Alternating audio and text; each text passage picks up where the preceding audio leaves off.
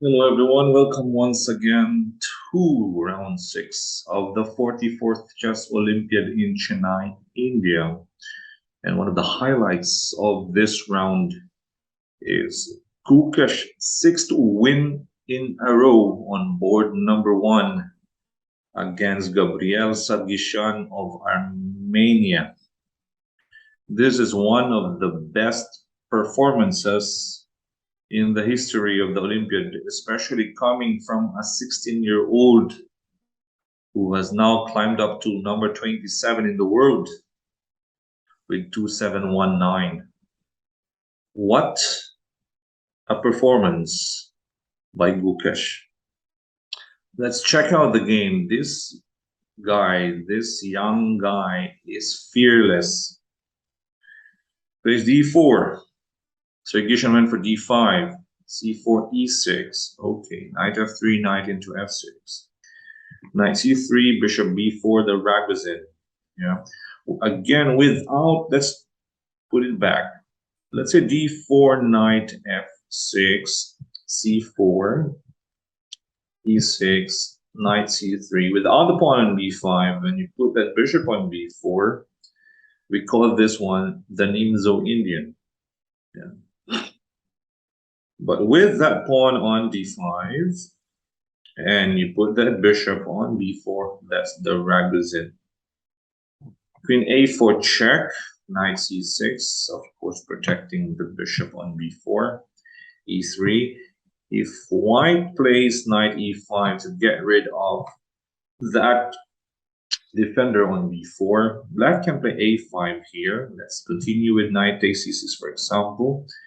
Takes on c6. Let's say you're grabbing that pawn. Bishop d7, queen b7. Black has knight e4. Okay, let's see. Protect with bishop d2. Knight d6 traps the queen. Right. So this is not possible for white to be greedy and take the c6 pawn. So white plays e3. Important thing also in the beginning of the game to develop all your pieces. Castles, bishop to d2, takes on c4, bishop takes c4, bishop d6, queen c2, e5, takes, bishop e2. Alright, in this position, black played knight takes f3, and actually this is a new move of the position. Previously, queen e7 was played, it went on with knight d4, and the knight went to f5, and white won that game. This time, knight takes f3 was played, g takes f3. Alright. Sargisyan might have regretted capturing that knight on f3 because it opened up the g file. Right. And white is now ready to castle on queen side. a6. Okay, intending to play b5, b4. Castles. b5, rook g1. Okay, whose attack will come out on top here? We'll see. b4. 94, of course, takes. The pawn on b4 temporarily stops the bishop from going to c3 and helps the rook to attack the g7 square. Queen e7, f4, right? a5, e5. White with the central push, black on the flank.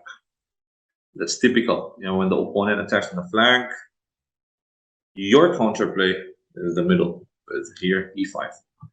Bishop c5, rook g5. I like this move by Gukesh. Threat is e6 here, and rook takes c5, yeah, with the queen on c2 helping it out.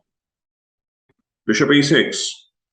Black wants to eliminate white bishop, right? One less attacker. But Gukesh went for rook g1. This is not a free bishop, or else you will be checkmated with rook takes g7, king h8, and queen takes h7 mate. So black had to play g6. This is force. Takes on a6. Rook takes a6. f5. This is again not a free pawn on e5 because the pawn will take on g6, this covert attack on the queen, the bishop, and also some mate coming up with takes on h7, this covert attack. So bishop a7 back, e6, demolition of the king side pawn structure.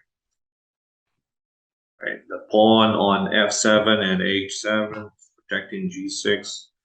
So we'll try to break it. King h8, also king b1, moving out of the dangerous c5. Yes. Okay. King must always be behind a pawn to be safe. G takes f5, and here white to play in the win.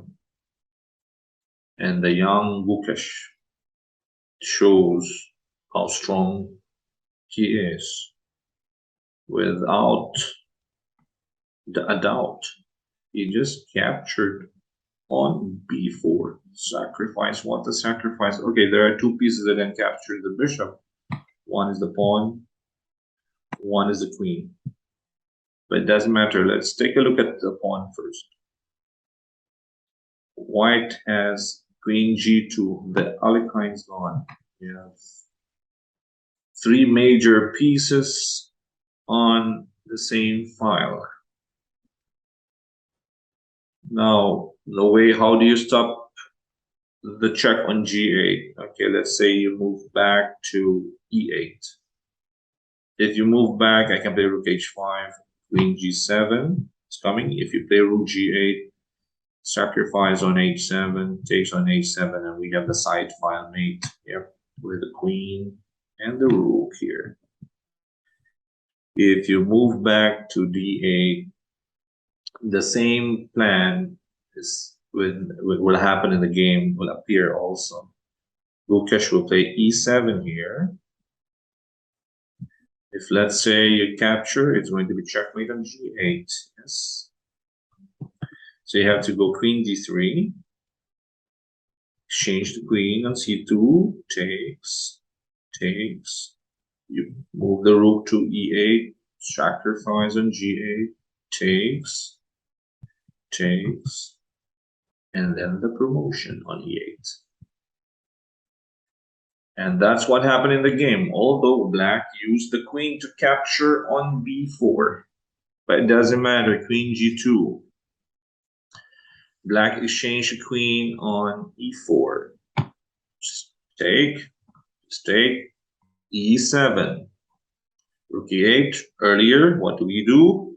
Sacrifice a rook, removing the defender of the pass pawn. Takes, and then e8. Well, in some positions, bishop and rook is just fine against the queen, but with this structure, on an a5, c7, e4, and also the rook and bishop on the side of the board, there's no chance for black here.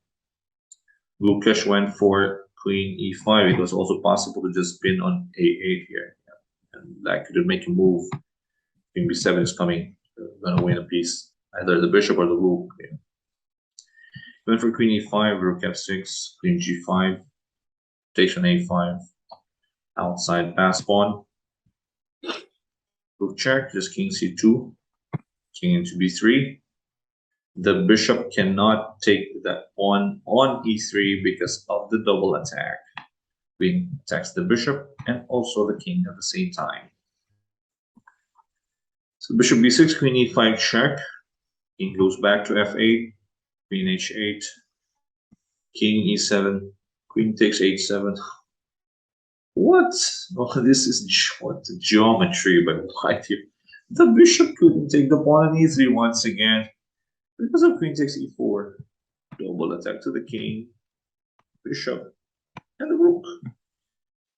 It's a family fork. So Sargishan went rook e2, queen takes e4 check, king f8, and the final move, queen b4 check.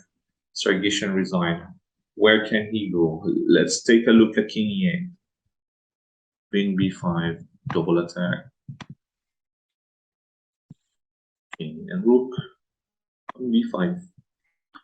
You go to G7 or G8, doesn't matter. The double attack on G4. Oops. If you push the pawn to C5, white gets that free bishop. What a game. What a win by, okay, but the win was wasted because Adiban and Sadwani lost, yeah, to Hovaneshan and Melkomian. Armenia is a very solid team, a very formidable lineup, yeah, even without Aronian. But what Gukesh showed here, well, he's one of the elite now, I could say. He's going there. He's going up there. Hopefully the next Vichy. Okay, but there are many youngsters from India. You have Pragnananda, you have Nihal, Gukesh, who else? Sadwani, and a lot more. Boys, girls. Well, kudos to Anand for inspiring these youngsters. We are also hoping that we could get the next Wesley Saw, but for now, I haven't seen one. Wesley is a rare talent in the Philippines. We hope to have more. And it's maybe it's all about work, and it's all about motivation also, and the passion. You have to love the game. Yeah, same as this Gukesh and the other youngsters from India. They're passionate about the game. They work on their games, and not only that, the support from the government is very important. Yeah. Politics aside. So that was it. A strong win from Gukesh with 6 out of 6. What a performance. And tomorrow he's gonna rest, and most probably he will play round number 7. And we have to watch out for that one as well. Thank you guys for supporting our channel, Charles Max Chess and Charles Max Entertainment on Facebook and YouTube. This is Coach Oliver. Stay safe, everyone, and bye-bye.